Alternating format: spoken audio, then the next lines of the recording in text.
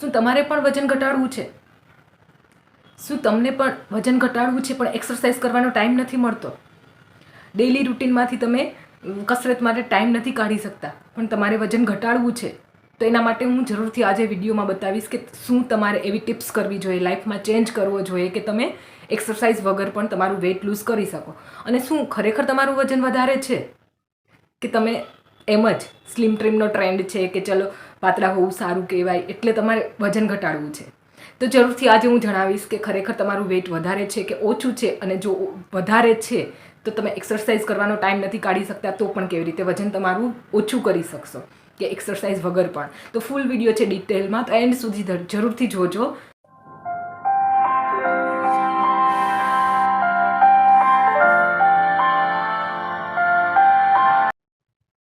નમસ્કાર, એકવાર ફરીથી તમારા બધાનું હાર્દિક સ્વાગત છે મારી યુટ્યુબ ચેનલમાં. સૌથી પહેલાં જે લોકો નવા આવેલા છે, ચેનલ સબસ્ક્રાઈબ નથી કરી તો સબસ્ક્રાઈબ જરૂરથી કરી લેજો હેલ્થ ટિપ્સ માટેના વિડીયો માટે. તો હું વાત કરીશ કે વજન ખરેખર તમારું વધારે છે. સૌથી પહેલાં એની વાત કરીશ.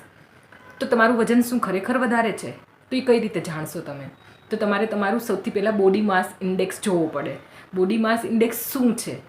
તો તમારું વેઇટ છે એ કિલોગ્રામમાં અને હાઇટ છે એ મીટરમાં. તો શું કરવાનું છે, તમારું વેઇટ કિલોગ્રામમાં છે અને મીટરમાં જે હાઇટ છે એ હાઇટને તમારે 2થી મલ્ટીપ્લાય કરવાની છે, એટલે 2 વડે ગુણવાની છે. જે ગુણાકાર આવશે હાઇટનો એને પછી તમારું જે વજન છે એનાથી ડિવાઈડ કરવાની છે, એટલે ભાગવાની છે. પછી જે તમારું વેઇટ આવશે એ તમારું એક્ઝેક્ટ વેઇટ છે. એટલે આટલું તમારું વેઇટ હોવું જોઈએ.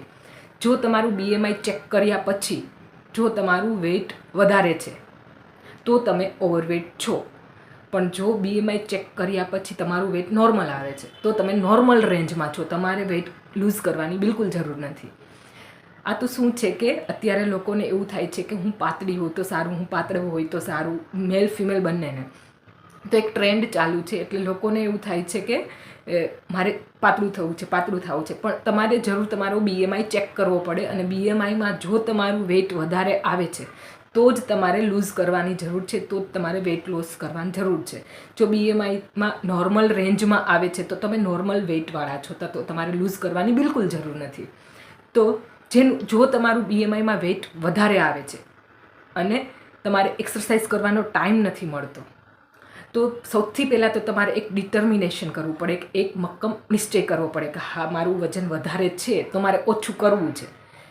પહેલાં તો ડિટર્મિનેશન જોઈએ કે એક મક્કમ મન જોઈએ કે હા મારે ઓછું કરવું છે. ઓછું કરવું છે તો કઈ રીતે કરશો એના માટે હું એક ટિપ્સ બતાવીશ. 2 વસ્તુ તમારે કરવી પડશે. એક તો ડાયટ કેવી લેવી જોઈએ, અને જો તમને એક્સરસાઇઝનો ટાઈમ નથી મળતો તો તમે એવું શું ડેઇલી રૂટીનમાં કંઈક કરશો એક્ટિવિટી કે તમે તમારું વેઇટ લોસની પ્રોસેસમાં ચાલુ થઈ જાઓ, કે ઓછું થવાનું ચાલુ થઈ જાય.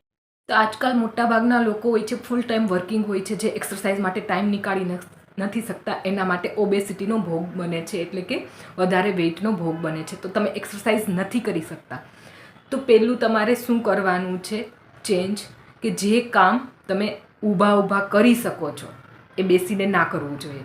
જો ઊભા કરશો તો મૂવમેન્ટ થશે થોડી હાથની પગની, તો કેલરી બર્ન થતી રહેશે. જો બેસી જશો તો મૂવમેન્ટ નહીં થાય બોડીની અને કેલરી બર્ન નહીં થાય. સૌથી પહેલાં તો વેઇટ લૂઝ થવા માટે શરીરનું મૂવમેન્ટ હોવું જરૂરી છે, કેલરી બર્ન થવી જરૂરી છે. જે ખાઈએ છીએ જો એ કેલરી બર્ન કરવી હોય તો જે કામ તમે ઊભા કરી શકો છો એ બેસીને ના કરવું જોઈએ. તો તમે તમારી થોડી ઘણી જે કેલરી છે એ બર્ન કરી શકશો અને તમારું વેઇટ વધારે નહીં થાય. સૌથી પહેલું એ છે. અને બીજું તમે શું કરી શકશો, જો તમે લાંબા ફોન કોલમાં વાત કરો છો કે તમારું કંઈ બિઝનેસ રિલેટેડ કંઈ પણ કામ હોય છે જે ફોનથી હોય છે, તો હંમેશા ચાલતા ફોનમાં વાત કરવી જોઈએ. કેમ કે ચાલતા ફોનમાં વાત કરશો શરીરની મૂવમેન્ટ થશે, કેલરી બર્ન થતી રહેશે અને તમારું વેઇટ લૂઝ થશે. તો બીજું એ છે કે હંમેશા જ્યારે લાંબો ફોન કોલ હોય તો ચાલીને કરવું જોઈએ, બેસીને ના કરવું જોઈએ. જો એક્સરસાઇઝનો ટાઈમ નથી મળતો તો આ નાની ટિપ્સ છે જે તમારી વેઇટ લૂઝ કરવામાં મદદ કરશે. પછી ત્રીજું તમે શું કરી શકો, લિફ્ટની જગ્યાએ હંમેશા સીડીનો ઉપયોગ કરવો જોઈએ. જો તમે લિફ્ટમાં જાઓ છો તો એટલી મૂવમેન્ટ નથી થતી, પણ જો તમે પગથિયા સ્ટેપ્સથી જશો તો તમારી ઘણી બધી કેલરી છે એ બર્ન થઈ જશે અને તમારું વેઇટ લૂઝ થશે. જે એક્સ્ટ્રા કેલરી જે જાય છે બોડીમાં એ ફેટમાં કન્વર્ટ નહીં થાય અને બર્ન થઈ જશે. જો તમે સીડીથી ચડીને જાઓ છો તો. પછી તમારે ચોથું શું કરવું જોઈએ, જો લોંગ ટાઈમ તમે કોમ્પ્યુટર ઉપર કામ છે કે કોમ્પ્યુટર ઉપર લોંગ ટાઈમ સિટિંગ અવર્સ તમારે કરવાનું હોય છે કામ, તો તમારે હંમેશા શું કરવું જોઈએ કે દર 45 મિનિટ યા તો 30 મિનિટે 5 મિનિટનો એક રાઉન્ડ લેવો જોઈએ. જો કન્ટિન્યુઅસ તમે બેસી રહેશો તો પેટની ચરબી પણ વધશે, કેમ કે કન્ટિન્યુઅસ જે કમ્પ્યુટર ઉપર કામ કરે છે એ લોકોની મોટાભાગની પ્રોબ્લેમ એવો હોય છે કે ટમી, એટલે કે પેટની ચરબી ખૂબ વધી જાય છે, ફાન બહાર નીકળી આવે છે. તો હંમેશા જ્યારે તમે કોમ્પ્યુટર ઉપર લોંગ અવર્સ વર્ક કરો છો તો હંમેશા તમારે વચ્ચે 30 કે 45 મિનિટના ઇન્ટરવલમાં 5 મિનિટનો બ્રેક લઈને થોડું વોક કરી લેવું જોઈએ. તો તમારી વચ્ચે વચ્ચે જે બર્ન થશે ફેટ, કેલરી બર્ન થશે એટલે ફેટ નહીં બને. તો આ ટિપ્સ છે.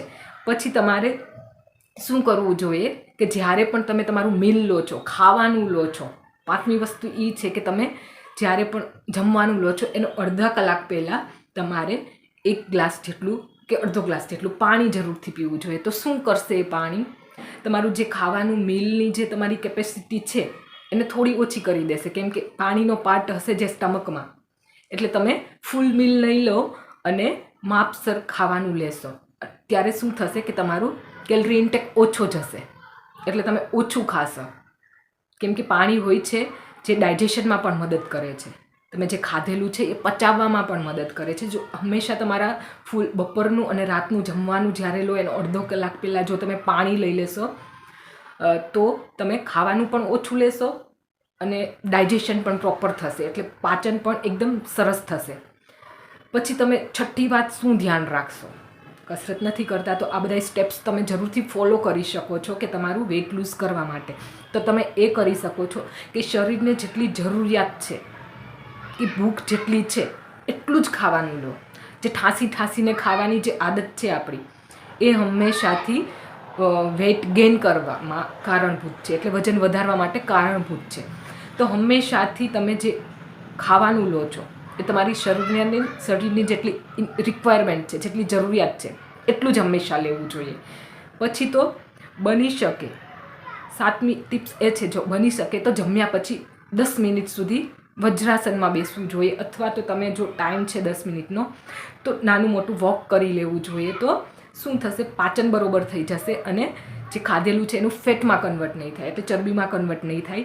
તો તમે આ વસ્તુ કરીને એક્સરસાઇઝ વગર પણ થોડી ઘણી આ તમારી 7 ટિપ્સમાં તમારી ડેઇલી રૂટીનમાં એડ જો કરી દો તો તમે જો એક્સરસાઇઝ કરવાનો ટાઈમ પણ નથી કાઢી શકતા તો પણ તમે તમારી કેલરી ઇન્ટેક છે એ થોડી ઘણી બંધ કરી લેશો અને વેઇટ લૂઝ કરવામાં જરૂરથી તમારી મદદ કરશે. તો આ થઈ ગઈ એક્સરસાઇઝ નથી કરતા એની વાત.